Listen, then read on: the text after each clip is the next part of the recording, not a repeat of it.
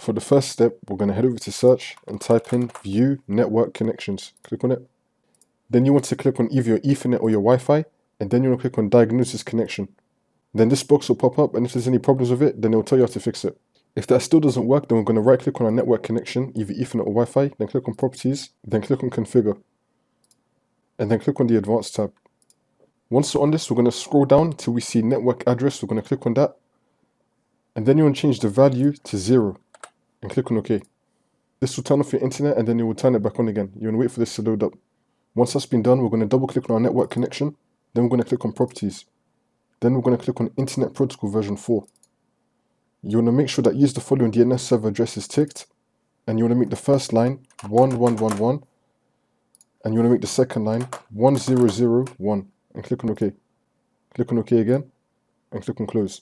Now once you do that, you want to right click on your network connection, and then click on disable. Once it's been disabled, you want to right click on it again, and then click on enable. And then see if that fixes the problem for you. For the next step, we're going to head over to search and type in CMD. Then we're going to run it as administrator. And then click on yes. Once we're on it, we're going to type in ipconfig //flushdns and click on enter. Now once you do that, I've got two other commands right here. You just want to copy and paste both of them.